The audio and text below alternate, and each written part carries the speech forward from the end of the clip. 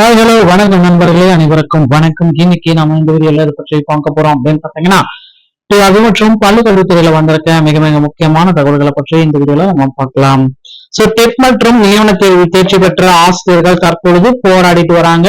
So BP மற்றும் BRT 2024 விடிவு காலம் பிறக்குமா, தமிழக அரசு இப்படின்ட்டு போராட்ட களத்துல இருந்து இந்த மாதிரியான இது எல்லாமே வந்துட்டு இருக்கு.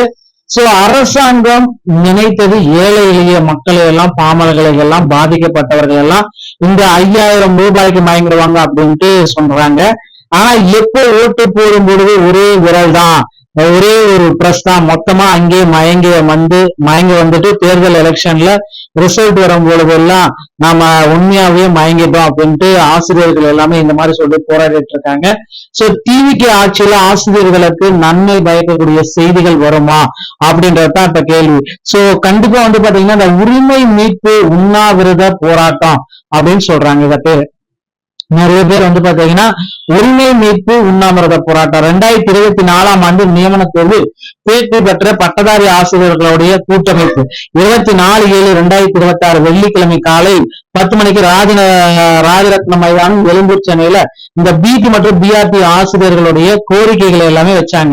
சோ 13 ஆண்டுகளாக காத்திருக்கும் 2024 ஆண்டு ஆசிரியர்கள் நியமன தேர்வுல தேர்ச்சி பெற்றவர்களுக்கு, பட்டதாரி ஆசிரியர்களுக்கு இந்த மறு நியமன தேர்வு அப்படின்றது பாத்தீங்கன்னா ப்ராப்பரா இல்ல. சோ பெரிய எடுத்துக்காட்டா பாத்தீங்கன்னா நிறைய பேர் கோரிக்கைகள் எல்லாமே வச்சிருக்காங்க. சோ இங்க இருக்க வேண்டியவர்கள் அதிகாரிகள் எங்கள் வாழ்க்கையை சின்னாபின்னம் ஆகிட்டாங்க அப்படின்ற மாதிரி எல்லாமே போராட்ட கலவையில நமக்கு சில தகவல்கள் வந்துட்டு இருக்கு.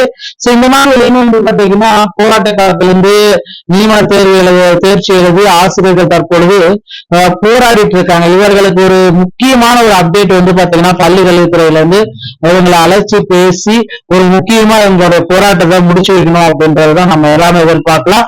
என்ன சொல்றாங்க அப்படின்றது எல்லாமே நம்ம அடுத்தடுத்த வீடியோக்கள் இதை பற்றி நாம சொல்லலாங்க. சிறப்பு டெட் முடிவுகளை வெளியிடுவதற்காக இடைக்கால தடை மீண்டும் நீட்டிக்கப்பட்டிருக்கு.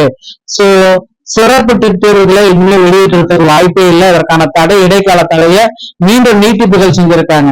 சோ ஆகஸ்ட் 24 வரை நீட்டிப்பு செஞ்சிருக்கு. கருணை மதிப்பெண் கிரேஸ் மார்க் வழங்குவது பிரிவு முடிவெடுக்க அரசு கூடுதல் கால அவகாசம் கோரியது நீதிமன்றம் ஏற்றுக்கொண்டது. மேலும் சில தரப்பினர் தாக்கல் செய்த புதிய மனு அனுமதிக்கப்பட்டது. அடுத்த கட்ட விசாரணை வழக்கம் போல ஆகஸ்ட் 24 நடைபெறும். இந்த கருணை மதிப்பெண் தொடர்பாக எந்த உத்தரவும் இன்னும் பிறப்பிக்கப்படவில்லை.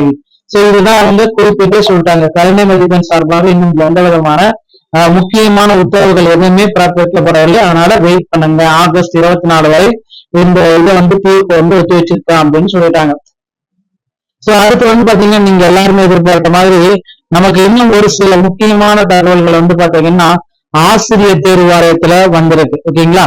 சோ எல்லாருக்குமே என்ன அப்படின்னு நடக்கும் பாத்தீங்கன்னா இந்த டிஎன் டெட் 2026 ஆசிரியர் தேர்வு வாரியத்துல மிக மிக முக்கியமான விஷயம், முக்கியமான நாள் மதிப்பெண் விஷயத்துல, டெட் மதிப்பெண் விஷயத்துல தமிழ்நாடு அரசு என்ன கொள்கை முடிவு எடுத்திருக்காங்க அப்படின்றதுதான் இன்னைக்கு தெரிஞ்சிடும். ஓகேங்களா? இததான் எல்லாருமே போராட்டி விட்டாங்க. மாண்புமிகு நீதிமன்றத்துல தமிழக அரசு தன்னுடைய அந்த கொள்கை முடிவு என்ன அப்படி சப்மிட் பண்ண போறாங்க அப்படின்றதுதான் இப்ப கேள்விக்குரிய விஷயம். உங்களுக்கும் எல்லாத்துக்குமே தெரிய வந்திருக்கும் அப்படின்றத நம்ம சொல்லலாம். சோ கடந்த அரசு ஜனவரி மாசம் 2025 நவம்பர் டெட்டோடைய ரிசல்ட் வந்தது. ஜனவரி 30 ஜனவரி 29 ஒரு அரசாணை வெளியிட்டாங்க.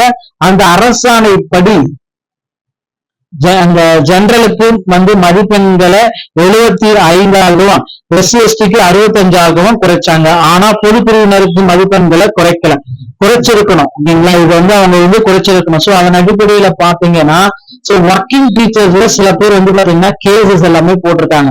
சோ மிஸ்டர் ராமகிருஷ்ணன் அவர்களுடைய தலைமையில கேஸ் பாத்தீங்க அப்படின்னா ஹைகோர்ட்ல என்ன கேட்டாங்க அப்படின்னா, நீங்க ஏன் இன்னும் தமிழ்நாடு கவர்மெண்ட் கேட்டு இருக்காங்க, எதுக்கு ஜெனரலுக்கு மார்க்க குறைக்கல, உங்களோட ஐடியா நீங்க குறைங்க அப்படின்னு சொல்லியிருக்கீங்க. சோ தமிழ்நாடு கவர்மெண்ட் முன்கூட்டியே நாங்க குறைக்கலாம்னு திட்டமிட்டுதான் தான் போறோம் அப்படின்ட்டு சொல்லியிருக்காங்க. சோ அந்த அளவு எவ்வளவு குறைக்க போறோம், என்ன கொள்கை முடிவு அப்படின்றது இன்னும் விரிவா சொல்லலைங்க.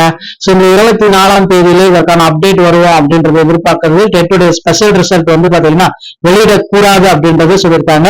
சோ அந்த 24 வந்துச்சு. சோ கண்டிப்பா இது பாத்தீங்கன்னா ஒரு மாசம் போஸ்ட்போனும் பண்ணிட்டாங்க.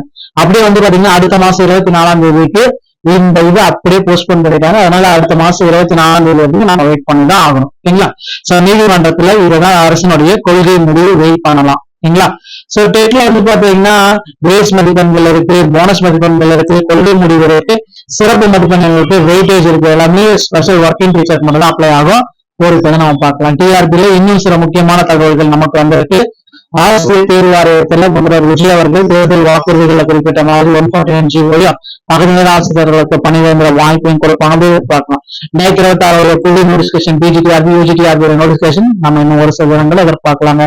டிஆர்பி மற்றும் பள்ளிக்கல்வித்துறை சம்பந்த செய்திகள் அனைத்தும் உடனுக்குடன் நம்மளுடைய சேனலுடைய நன்றி. வணக்கம். தேங்க்யூ.